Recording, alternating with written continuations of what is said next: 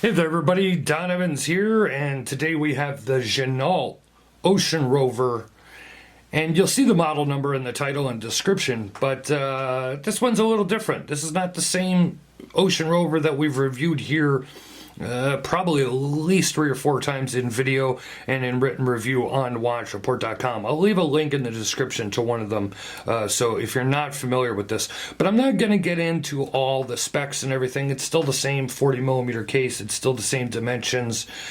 But you're going to notice that there are quite a few differences. One of them being the price tag of $699. But with that price cut comes a few trade-offs. Let's discuss.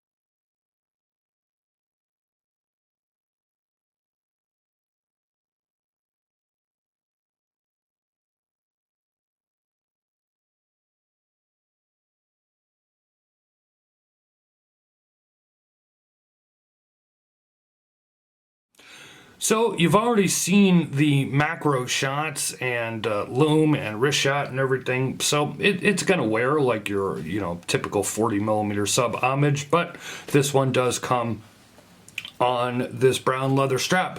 There are 3 variants. There is the black with the black dial, or excuse me, the black bezel. It's black and gold. There is the gilt dial going on here as well. There is also a green dial, green bezel, and I want to say a black dial and a red bezel, I believe. They're all $699 from the Ginault website. But the things that you get for your $699 are not the same that you get for your $1,300, $1,400, or $1,500 for the other Ocean Rover models. This has a printed dial. It has printed indexes. It is also a matte dial. It is not that high glossy enamel dial on the regular ones. One of the nice things, though, is you can see that the weird wording from the dial is missing. It's now 2 lines of text at the bottom instead of 4. That, what was it that it said? Kinetic, continuous that it used to say under the Ginault logo and name there is gone. So those are great things because people have been asking, hey, we really like that you make a really good sub homage, but could you remove some of that weird text off the dial? Could you reduce it down to 2 lines of text or change up the text? So they did that. But they didn't do exactly what we wanted because there are a couple of other trade-offs here. From all my photographing and trying to do video of this watch and wearing it and everything, I do not believe, as you can see here, I do not believe there's any anti-reflective coating on this sapphire crystal. It's not a maxi dial, so the markers just, I don't know, they come off a little small for me. They say they didn't do the maxi indices because they did the gilt dial printing around it. And I have something I'm going to read here in a minute about Ginault and something that they wrote to a guy who emailed them. One of the guys from the forum I belong to had emailed them asking some questions. So I'm going to read that here in a minute. But one of the other things that you don't get with this is that tested and regulated movement that they tout about on their website that I have covered here before. that it was basically, within COSC standards, even though it was not COSC tested because this is not a Swiss movement at all. So they say this is an unregulated and untested clone, not a Chinese clone, but we'll get to that in a minute, of the ETA 2824. Now, let me be clear here. You guys can go off on the comments and do whatever you want. I have covered these watches a lot here, so I'm not going to get into all the what they say on their website, what's true, what's not true. I'm just going to present what I know, what I have heard, and I'm going to try and concentrate on this model here. So $699 gets it to you on this leather strap. If you want a bracelet, if you want the Ocean Rover bracelet, it's an extra $229. So you would still be under $1,000 if you wanted the bracelet with it as well. The thing is this is not exactly what we asked for. What we asked for was the regular line of the Ocean Rover with the nice dial and the nice applied indices and everything like that, and the tested and regulated movement with just less text on the dial. They say that wouldn't have worked, that it doesn't look right. Funny thing is, if you go to their website, and I find this amusing, and you pull these pieces up, these models up, they don't really like this watch. They have this whole story on there like, oh, we didn't really like this at first, we didn't want to do this watch, but in the end we think you'll grow to like it and whatever, which weird marketing, but hey, this company their marketing has been all over the map for the past year and a half or so since they surfaced. So why change anything now? I'm going to grab my phone here and we're going to go ahead and read the email that they sent back to a potential customer and some of the things they said about the movement and everything else. So I'm going to go ahead here. I'm just going to read this whole email. Thank you for your email and interest in the Ocean Rover. We understand some customers would love to see less text on the Ocean Rover dial. We have also drafted up a few concepts in the past, but if you want to maintain that golden ratio with the maxi indices at full dial real estate, a 4-line text is the only way it looks right.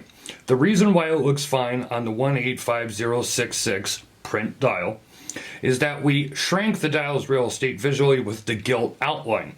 If you study the dials of all other sub-homages, none can do the exact same ratio on the dial as Rolex without the 4-line text. Our caliber 7275 is a clone of the ETA 2824, but not a Chinese one. We manufactured most parts domestically. Some parts due to the lack of machinery we had to purchase from Switzerland and China. Since you asked, I will provide you with a breakdown. The watch. The parts that compose the watch are all manufactured domestically with our partnered machine shops. These parts include the mid-case, caseback, bezel assemblies, crown, and bezel insert. The dial is made by our master dial maker, whom was trained in Switzerland and made dials for the Swiss watch giants in the past. The bracelet is sourced from a bracelet supplier in the Far East, Asia. The movement. The parts for the movement were mainly made here. However, there are still some parts which the shops here lack the proper tools, machines. Hence, at the moment, we do not possess the ability to engineer these parts domestically, even though the blueprints on these parts are readily available. These parts are the hairspring, the mainspring, the red synthetic sapphire crystals, also known as jewels, and the shock absorber. So that was from Ginault in reply to a potential customer about the breakdown of this movement, why they did this version with less text and not the regular version, breakdown of the case, parts, everything. Now, I am not in any way, I'm going to yell this into the camera and to the microphone here so everybody can hear us. I am not in any way endorsing, promoting, or saying what they say is true. I'm just reading what they said. Do I have proof? No. But you know what? I don't know. Most people buy Swiss-made watches, and they also for whatever reason, just believe that they're actually mostly made in Switzerland, when the reality is a lot of it is made in China. Switzerland just has great marketing, and people believe because Switzerland has been around, they've been making watches so long, and it's Swiss, and it's Switzerland, and it's Swiss made, and it's awesome, and it's everything, that it's better, and it's made in Switzerland. Well, I hate to pull the wool. I hate to pull the rug out from underneath you, and I hate to shock you, but that is not always the case. So you can either believe that or not believe that, but I've seen records detailing, that watches, here's a Swiss-made watch, but most of it was made in China, and then it's brought over to Switzerland, and it's assembled. And then it's shipped out, and it has the Swiss movement in it. So, but we take them at their word, and nobody bats an eye, but somebody says, hey, we're starting to machine parts here in America, and everybody's like, no, you're not. No, you're not. You can't be. It's not possible. It's not happening. Now, again, I'm not saying that they are. They could totally be lying about it. Absolutely. And maybe if it wasn't a sub-homage like it is, maybe if it was more of an original design, we would be more prone maybe to believe that they're just not sourcing the parts from Asia and everything, and that they're assembling here in the US. I don't know, guys. I don't know what the deal is. I don't know what the real deal is. I still stand by, I've said it in every single video, still the best sub-homage out there. This one though, I don't know. I'm kind of in the middle of the road on it. Kind of give it a C, maybe a B minus at best, but most likely a C. Only because the case of course is still the same, but I really like the dial as far as the applied markers, the high gloss enamel dial on the original Ocean Rover models. I like that this has less text. I like that there's no date. But then you also have the unregulated movement, and the fact that this really doesn't seem to have an anti-reflective coating on the sapphire crystal. It's like, yeah, okay, we wanted a cheaper option, we wanted less text, we got it, but is it worth it in the end at $6.99 for what you can get out there in the market? And should you just, if you really want a really nice sub-homage, but you don't want to pay money, of course, for a real Rolex, well, there's always Steinhardt, there's Squale, and hey, there's their regular Ocean Rover models, which to me are better than what this particular one is, although this is still a cheaper way to get into it if you wanted a Ginault. So, long video here, but I wanted to try and get all that out and say everything.